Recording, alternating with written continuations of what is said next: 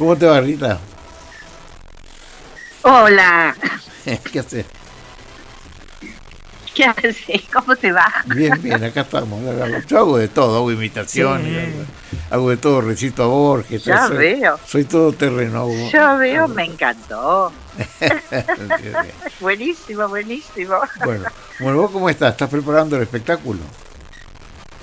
Bien, sí, yo estoy ensayando y además en este momento Regina, que es la conmovedora historia de Regina Pachina de Claro, el Alvear, fundador de la Casa la del mujer Teatro. de Marcelo T. Alvear, Sí, la fundadora de la Casa del Teatro. Y vos sabés que no solamente de la Casa del Teatro, fue la que impulsó la creación de los elencos estables eh, artísticos, la, la radio municipal, donde estás ahora, ¿no? ¿Estás en radio municipal? sí, lo Radio que era municipal. Radio Municipal, sí. Eh, lo que era radio municipal. Sí, estuve en la vieja Radio Para que Municipal todo que el mundo escuchara. estaba en el subsuelo del Colón. Tenía sus estudios ahí abajo del Colón. Ahí alcancé a estar con Emilio Mirá, vos Estebanovich. mejor que nadie. ¿Eh? Claro, ay, sí, yo iba de chiquita. Sí, Sí, iba de chica ahí. Qué amoroso Estebanovich. Sí, sí. Emilio Estebanovich Bueno, ella fue un gran crítico de teatro. sí, Bueno, gran crítico y traductor, ¿te acordás? Traductor de y inglés. traductor. A ver, Bueno, como traductor tenía sus detractores también, porque los que de verdad conocen muy bien sí, todos los sí. idiomas dicen que más era lo que simulaba que lo que, que lo que sabía. Pero eso no me consta a mí, porque Mirá, yo no hablo nada más que castellano, ¿viste? Entiendo un poco de inglés, claro, entiendo un poco no. de francés, casi te diría que más de francés que de inglés, pero Estebanovich era. Lo que pasa es que él tenía un cargo muy importante porque era traductor del gobierno, de presidencia. Me Cuando acuerdo. venía un extranjero, Sí, traducía a él. Sí. exactamente, me acuerdo, la llegada del hombre en la luna no fue él el que tradujo, me No me parece que acuerdo, sí, no me acuerdo si lo me tradujo parece él, que sí, creo que sí, él era traductor oficial, él ganaba sí, muy de bien todo, como sí, traductor. Ahora a mí me dijeron qué bárbaro, que cambiaba, como partiendo de la base de que en aquella época había mucho menos gente que supiera inglés que hoy muchísima gente sabe inglés exacto, porque se estudia en los exacto, colegios, se sí, estudia fuera de los colegios. Digamos, hoy es casi un segundo idioma, pero en aquella época no, entonces dice que él sí, decía, traducía lo que le convenía. Pero eso no me qué consta, bárbaro, no me consta, la verdad que no sé. Bueno, no, y no. contame un poco, Bueno, pero vos te darás cómo está cuenta encarada que la... era en el Teatro Colón y que ella, que, bueno, te cuento porque es muy original y es muy atractivo. Sí, Eh, Regina cumple 80 años. sí, Viene a visitarla su sobrino, esa Regina soy yo, la que cumple 80 años, y empiezo a recordar toda mi vida. Él me impulsa para los momentos más importantes de mi vida. Eso lo interpretan cantantes de ópera. La mitad del escenario está dividida en el presente, que soy yo con mis 80 años, de Regina, por supuesto. Y del otro lado hay cantantes de ópera que cantan como ópera, pero con música de Fernando Albinarrate. Debes saber bien quién es porque es la revista del Cervantes ahora. claro. En música de ese músico. Ellos hacen las escenas y terminan cantando en forma operística. Son cantantes del Colón o del Coro del Colón o del Teatro Argentino de La Plata, son talentosísimos. El director es un regí de ópera, Carlos Giaquinta, de ópera y de opereta también, que bueno, se dedica a la lírica, es toda gente de la lírica. Es un placer realmente porque bueno, lo que saben y como su técnica y cómo cantan, y esa mezcla de texto y una historia tan sentida. Ella ha sido una mujer muy generosa, muy dulce, muy compañera de él, todo eso contado en forma de ópera, ¿no? En la otra parte del escenario, me parece que es una mezcla muy atractiva, muy rara y muy atractiva. Estoy muy contenta, tengo mucha curiosidad por saber cómo lo va a tomar el público, pero a mí me parece que va a ser divino, que va a ser precioso. Además la ópera tenía muchísimo que ver con Regina Pacini porque era su trabajo, y además porque todo Buenos Aires en esa época vivía un poco al servicio de la ópera, ¿viste?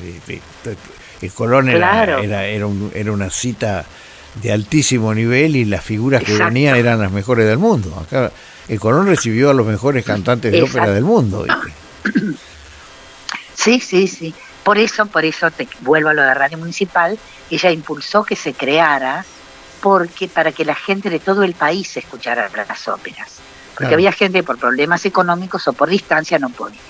Impulsó eso, impulsó la orquesta estable, perdón, el cuerpo estable de danza y el coro estable, que ahora cumplieron 100 años, mira, justo, 1925, fue durante la presidencia de Marcelo T. de Alvear, impulsado por ella. Y además la Casa del Teatro, que es lo que los queda a todos, porque es una de las, somos uno de los pocos países que tiene una residencia así, y que ahora, bueno, está como presidenta manejando también Linda Pérez, ¿no?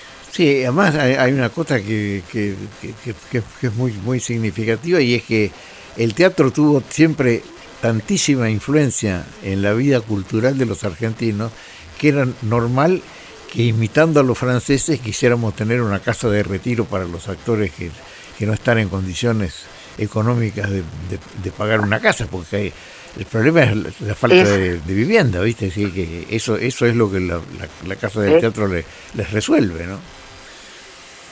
Exactamente, y es verdad, es así como dijiste, imitando una casa Claro. que está en Francia, ¿no? Totalmente, que hace lo mismo, exactamente. Ellos vivieron mucho en Francia, él fue el embajador argentino en Francia, tenían una villa. Cuando él se casó, es muy linda la historia porque él la conoció, ella era una chica de familia humilde, hija de familia de artistas, que debutó a los 17 años por su pasión, por la ópera, pero además porque murió el padre y había que mantener la casa.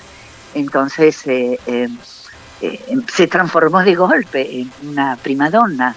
De golpe su voz maravilló a todo el mundo y empezó a hacer giras y a ser mundialmente conocida. Y vino aquí al Teatro Politeama, y el 5 de agosto de 1899, presidencia de Roca, Roca invita a todo el mundo para esa velada, perdón, y lo invitan a Marcelo T. de Alvear, que queda fascinado con esa voz. Ella no era una mujer muy bonita, no, para pero nada. tenía una personalidad, no para nada, ¿viste? Pero tenía una personalidad muy dulce, muy acariciadora, muy tranquila, y que él quedó enamoradísimo de su sensibilidad y de esa voz de soprano ligera, que además, viste que las sopranos ligeras en ese momento eran como lo máximo, ¿no? La soprano más aguda de todas. Así que se enamoró de ella, empezó a cortejarla, y vos sabés que la siguió por todos los países donde iba de gira, se le aparecía con un ramo de flores. Ella aceptaba las flores, pero no aceptaba las joyas que le llevaba. Y bueno, al final la convenció.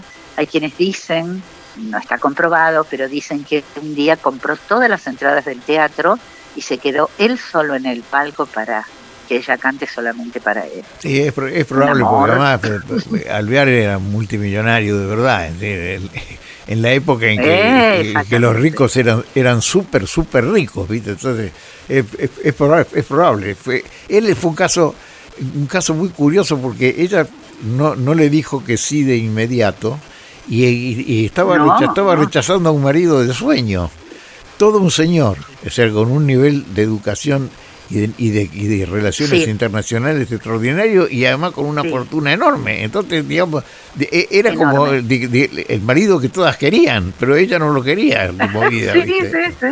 No, ella no, vos sabés que para casarse le regaló una villa que llamaron Cour Volant en Francia, un castillo le regaló para el casamiento. Sí, claro. No, ella no quería, porque era muy rechazada por la sociedad porteña. El día que se iban a casar llegaron 500 telegramas diciéndole a él que lo pensara bien, porque en ese momento a la gente de teatro se la catalogaba de dudosa moralidad, y porque además ella era una cómica, y ella era pobre, y ella era fea, y era, bueno, todas las cosas que decían. No, es que él estaba destinado a una mujer de la alta sociedad argentina, ¿viste? Claro, exactamente.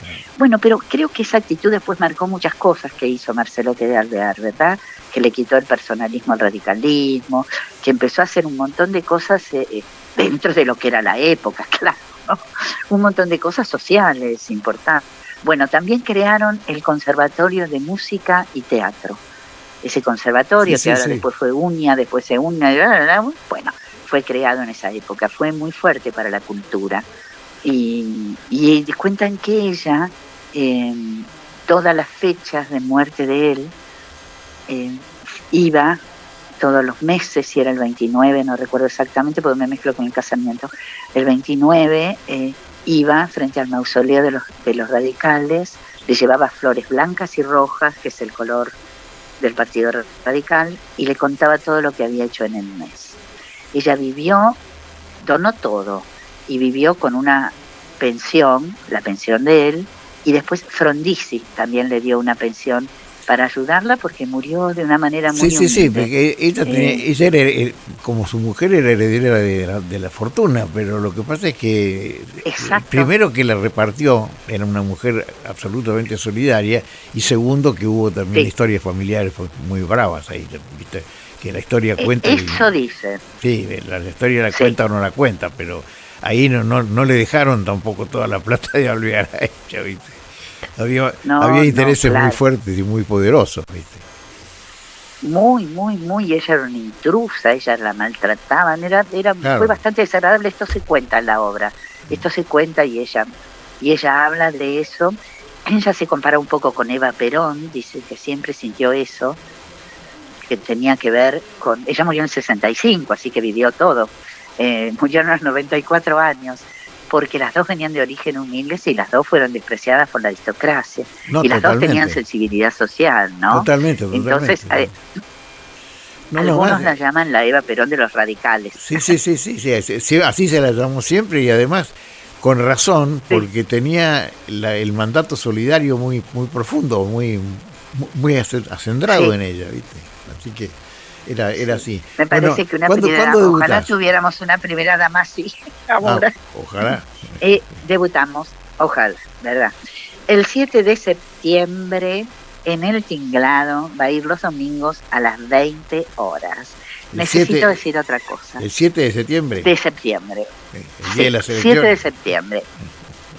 Y bueno, pero ¿qué vamos a hacer? Arrancamos ahí. ¿Es domingo? Igual las elecciones... Es domingo. Es domingo, sí. Es el día de las elecciones, en la provincia, ¿no? Es el día de las elecciones. Sí. En la provincia, por eso. Bueno, yo voy a ir porque yo te debo a vos varias visitas, sobre todo la última que hiciste con un elenco tan numeroso y que tuvo tanta repercusión. Cocina. Sí, Mabel Cocina, que yo no fui a verlo, pero ahora voy a ir el día de las elecciones a ver a Regina Pacini. Sí, divino. Déjame decir otra cosa. Estrené una película que anda muy bien, va por la 4ª semana en el Gomón, que se llama Historias de Papel. Dirigió Flor Niso y escribió Mechi Bove. Estamos muy orgullosas porque lo hicimos antes de la pandemia y recién ahora se sostiene. Una película absolutamente independiente. Así que quería decir eso también. Vos también sos un hombre de cine, así que seguro te pones contento con estas cosas. No, totalmente. Además, ¿cuánto llevan? ¿Cuántas semanas llevan? 4 semanas en el Gomón. Muchísimo. Y parece que seguimos. Es muchísimo en este momento. No, además para películas que no tienen un atractivo especial, porque, qué sé yo, ahora todo el mundo habla de la película de Francella, pero Francella mueve montañas, ¿viste? No es el caso de una producción independiente casi sin nombres o sin nombres súper movilizantes que se mantenga tanto tiempo, ¿viste? Mira, fue la última de Hugo Arana. Imagínate cuánto hace que espera ser estrenada esa película. Claro. Imagínate. Pero bueno, volviendo a Regina, tiene una música maravillosa, tiene unos cantantes extraordinarios. Estoy yo contando la historia, cumpliendo 80 años, primera vez que voy a ser una señora tan grande, me encanta. Y Calimayo, y Loli Sánchez, la soprano, y Leonardo Esteves, que es el barítono que hace Marcelo T. de Alvear. Dirige Carlos Giatquinta, la dirección musical es de Susana Frangi, que es una directora de ópera conocida mundialmente, que dirigió en el Colón. Bueno, tiene toda una calidad artística que me parece que es muy atractivo para el público, no solo para el público que le gusta la ópera.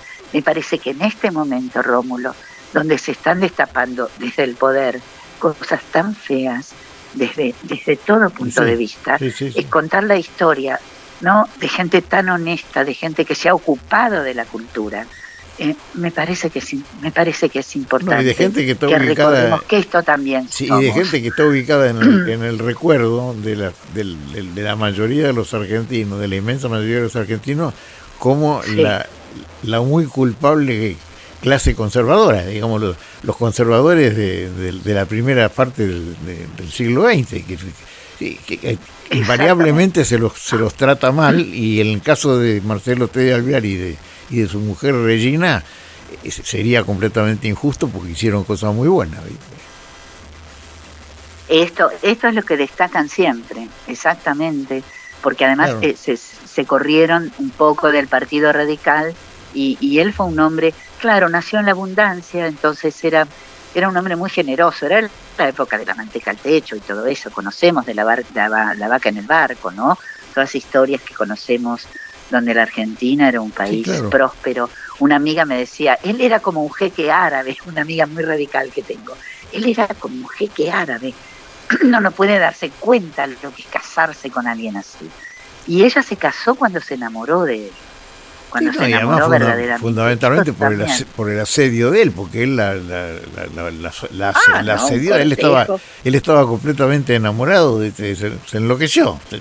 Se enloqueció yo creo que se enloqueció más de los personajes que hacía ella como cantante de ópera que de ella, ¿viste? Puede ser. ¿Viste qué pasa? No era porque uno está acostumbrado a juzgar ese tipo de atracciones que culminan en matrimonio a partir de la belleza o la atracción que pueda despertar la mujer, y ella era fea, decididamente fea, digamos. Vos ves hoy fotos de Regina y es una mujer que no es nada linda, ¿viste? No, y muy peticita, además, cosas que para la época no funcionaban, pero lo cuidaban mucho, lo querían mucho, y parece que le daba era un bálsamo para él, ¿no? Porque era mujer, dicen las crónicas, que era una mujer que cuando la veías te resultaba fea, y al rato te parecía una belleza, porque era tan dulce y tan amorosa, que bueno, eso mismo la embellecía. Y esa cosa despreocupada de no querer mostrarse, esa cosa fuera de los cánones de la sociedad que estaba en ese momento, y sigue estando. Sí, ¿no? Y sobre todo se valorizó mucho también el hecho de que en ella no tuviera ninguna codicia, porque si ella hubiera sido una mujer mínimamente codiciosa, ella hubiera estado encantada de que Alvear esté enamorada de ella, era uno de los hombres más ricos de la Argentina, entonces hubiera sido bueno, gracias por la nota, querida. No, gracias a vos, Rómulo. Bueno. Te espero. Espero que salga todo muy bien. Y me parece muy bien que le vayas. Primero, me parece muy bien que alguien por fin haya recuperado en serio y para el teatro la figura de Regina Pacini de Alvear, y que le hayas agregado cantantes de ópera. Me parece una gran idea, porque es lo que ella era. Ella era cantante de ópera, y de eso se enamoró Alvear. Bueno, un beso grande. Exacto.